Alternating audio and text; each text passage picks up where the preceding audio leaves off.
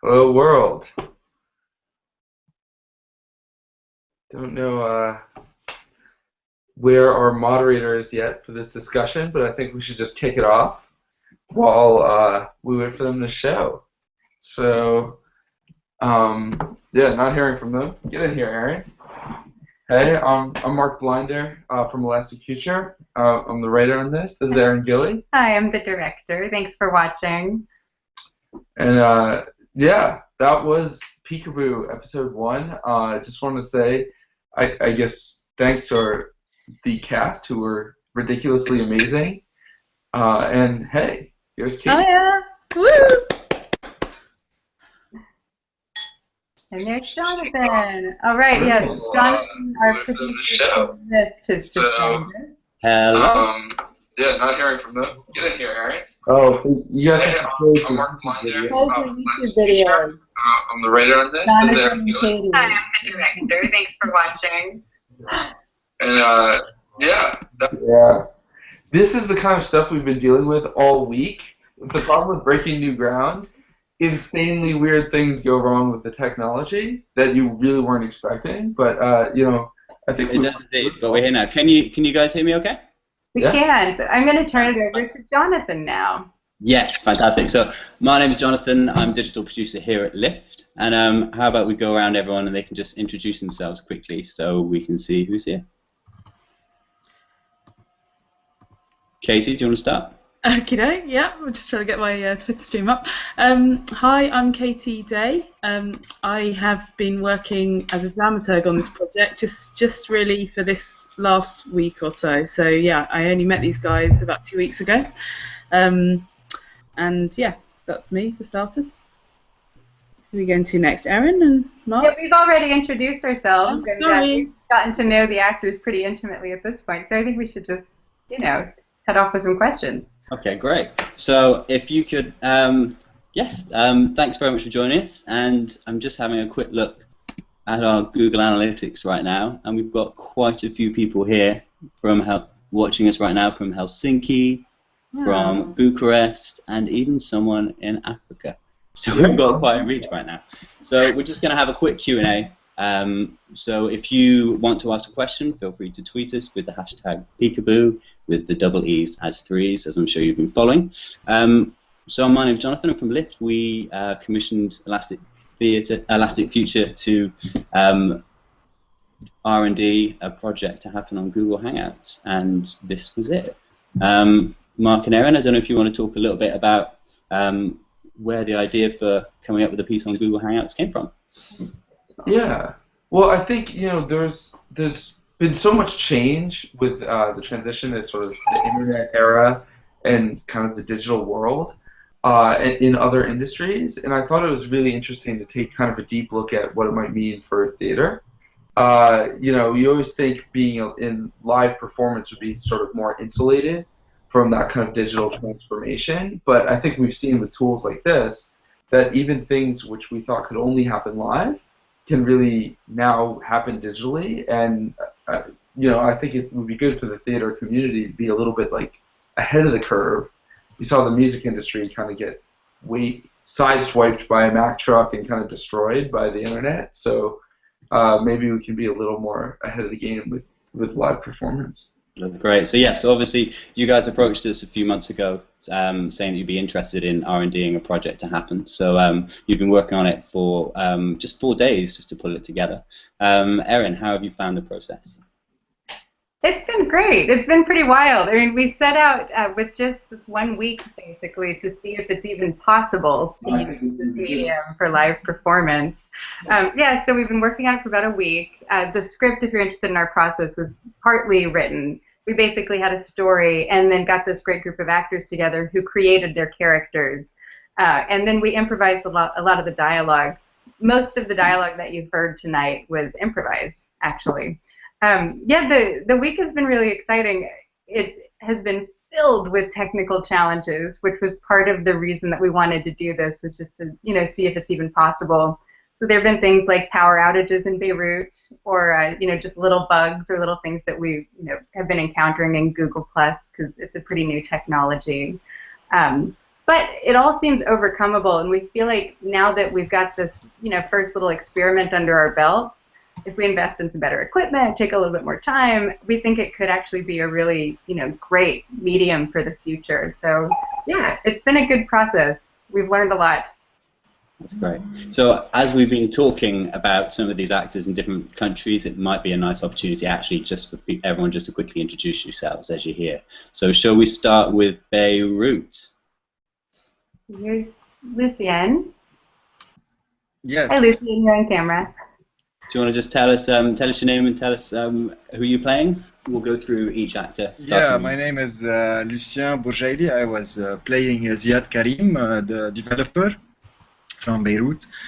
And yeah, it has been a really great experience in 4 days to do all this this play and to do this performance with people from around the world, and being like, I think the main thing that I liked about it is that we rehearsed online and we actually performed online. So nothing was in the real world.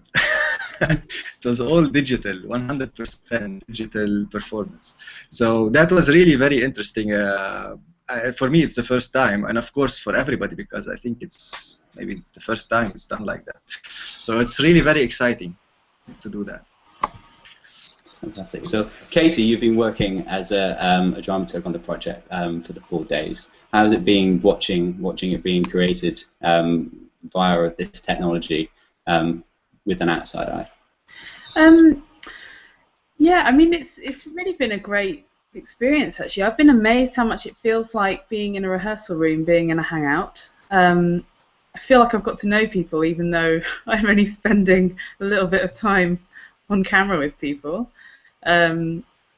Yeah, I've just been really impressed with Erin and Mark's openness and how relaxed they've been around all of the challenges, really, the time lags, the technical problems, just improvising with a completely new cast on the whole. So yeah, it's been great. Can I possibly feed in some questions that I'm picking up from Twitter, from audience? Yes, please do. Please do.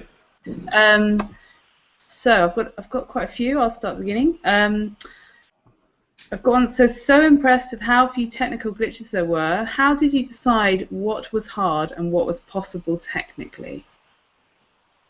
How did we decide what was hard and what was possible? Technically, yeah.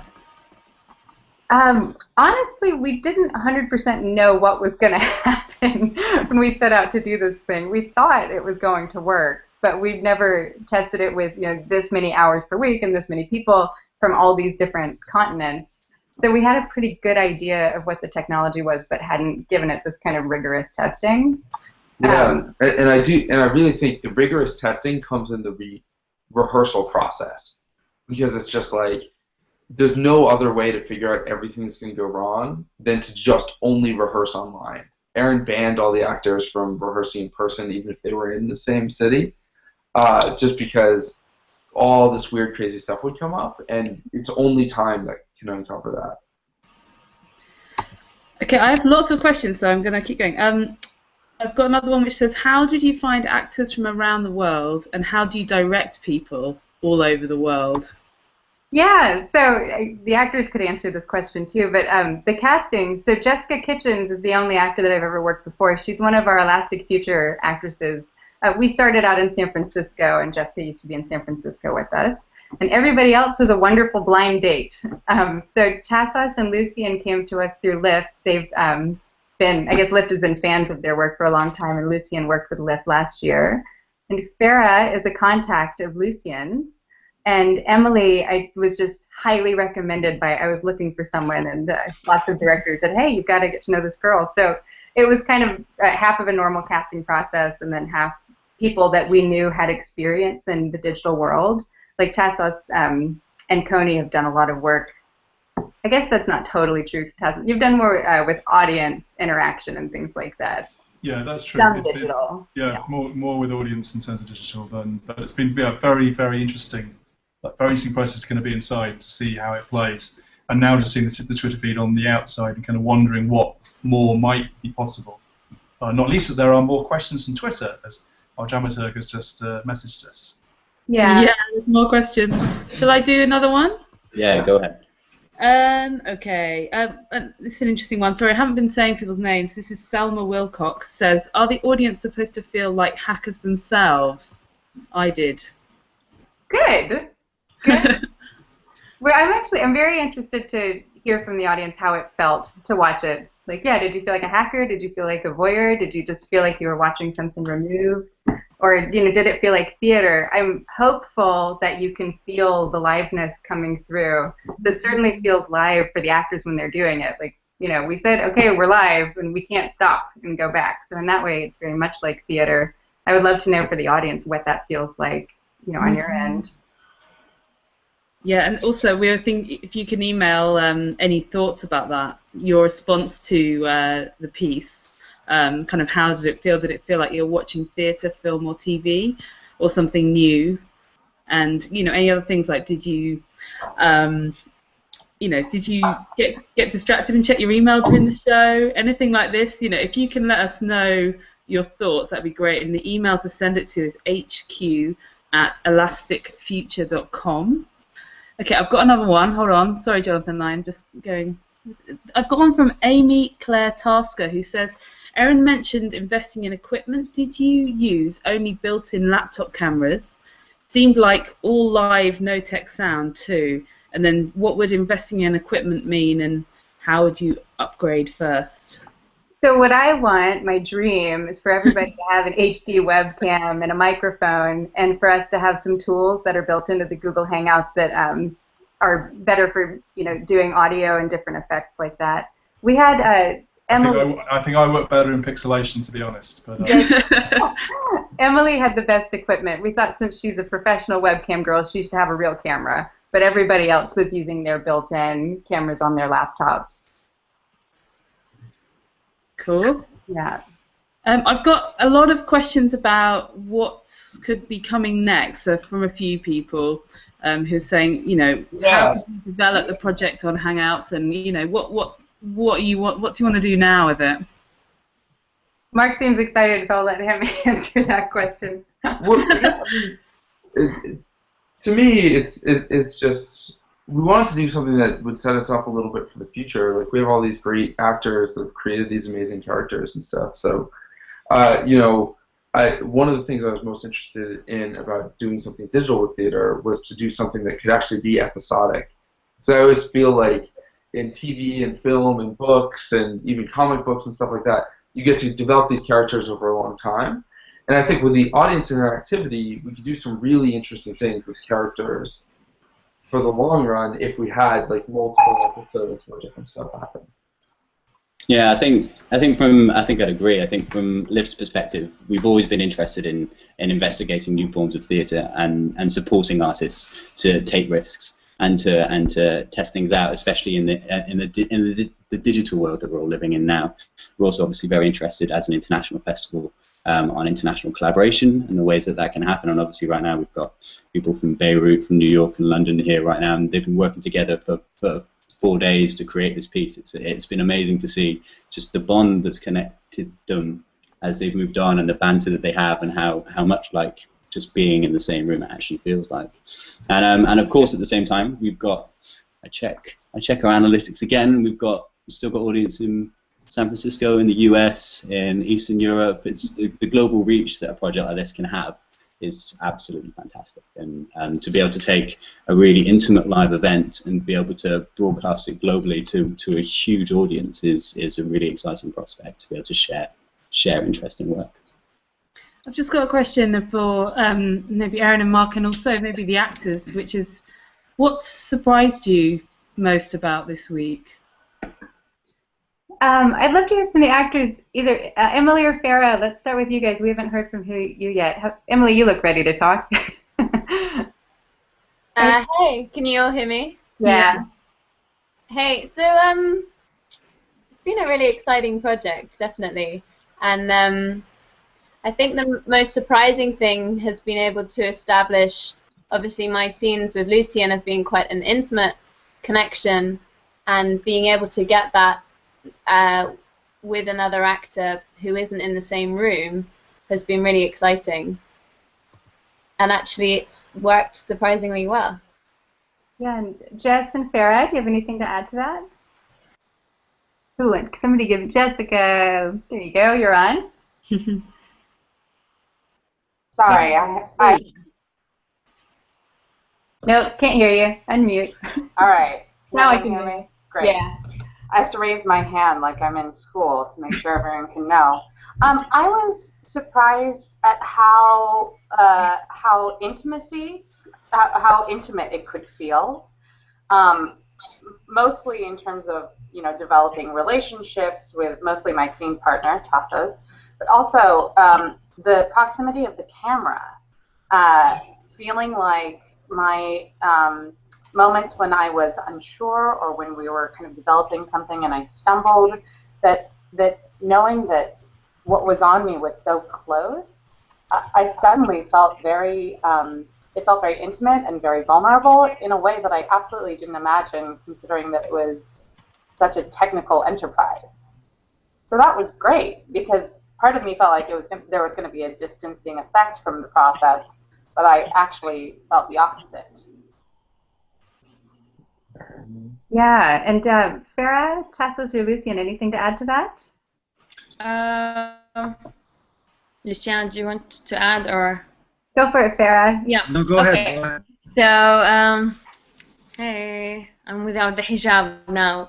Okay, so actually, for me, it was an awesome experience, especially that in person, I don't know Aaron and Mark. However, I was able to like work with them over the laptop. It was really a nice experience, like not to be in contact face to face and working in the theater, for example. So here we were like over the laptop, working and rehearsing and creating and everything. So that was the awesome experience. Other than that, maybe the question about something that surprised you.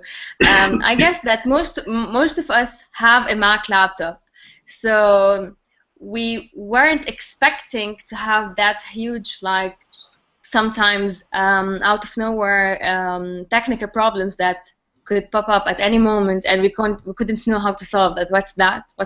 We couldn't know what's the problem. So sometimes it was funny because we can't know, is it you?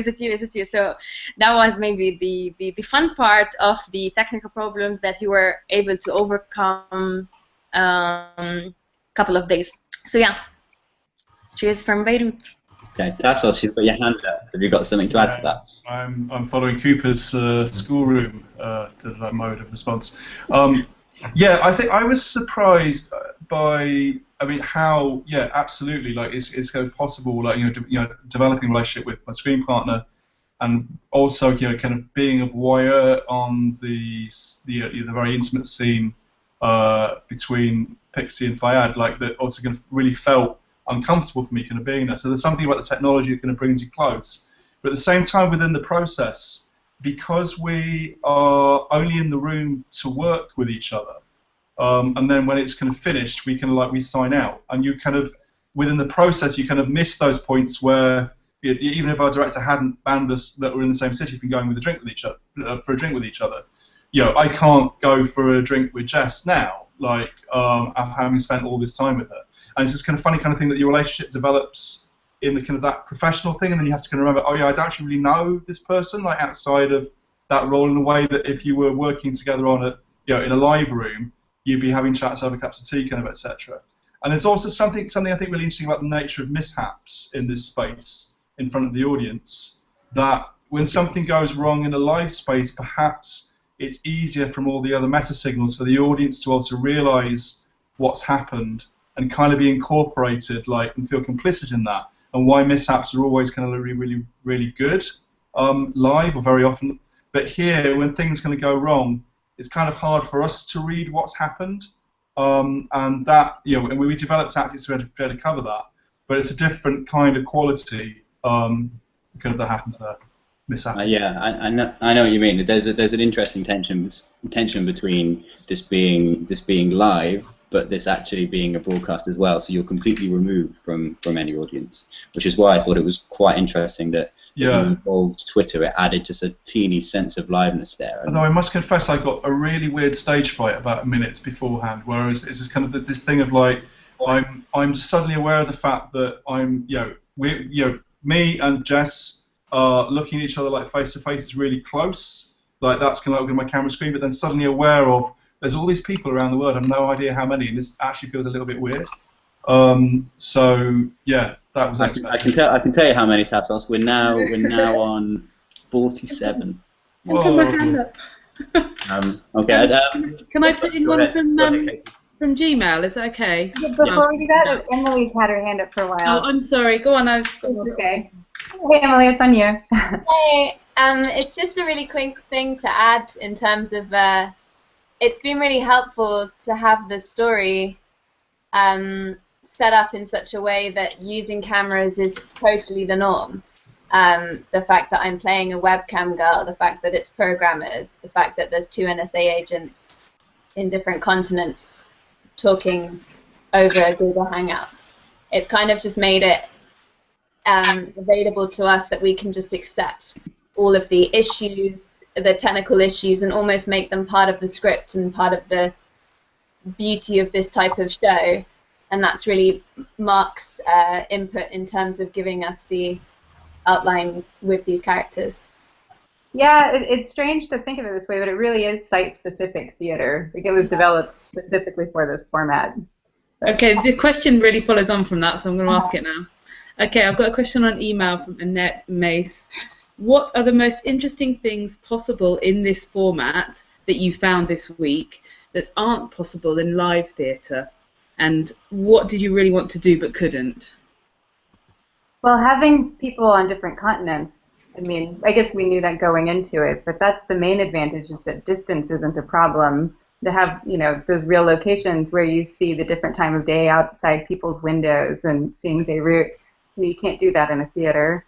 Yeah, and then I think you also have you can use projection in live theater, but when we roll a clip like the encrypted video message or the credits or something, it takes over the stage in a completely different way. And I think when you have that and the integration with having tweets go out from the characters and stuff like that, there's some really interesting stuff we might be able to pull off. So I think those are the real positives. Yeah, there are things that we had we had more time this week we would have done, but things like having a soundtrack and more cutaway footage and stuff like that, it's definitely possible. Yeah, we would, if there's a developer who wants to work with us, we'd actually like to develop a specific tool for directors to use in Google Hangouts that has all the bells and whistles in it, because we think there's a lot more possible now. We were also talking at the outset of the project around how much we could engage the audience in the action, and there were some attempts made in this test to reach out to the audience. You might have noticed some names being read out, and that might have chimed potentially with some people watching, and also experimenting with the Twitter element. But yeah, I think you guys also have thoughts about other things you might like to do in the future with audience. Yeah, I mean, we're interested in finding ways to make the audience feel like a cohesive group, and you can't have theater without the audience, and so we're just trying to figure out how that translates in the real world. So it's definitely sort of a thought experiment that we're having, trying to figure out what that may be. But I'm going to keep some of our ideas secret for what we do in the next episode. To see how the audience intersects with the next episode. Just have one other question from Twitter, which is Eric O'Brien, and he says, how do actors go about developing a level of trust between one another without being in the same room? Very brave performances. Actors? Who wants to field that one, actors? I feel like you did trust each other. That was evident. And it didn't actually seem that difficult. But Lucien, good. Go for it.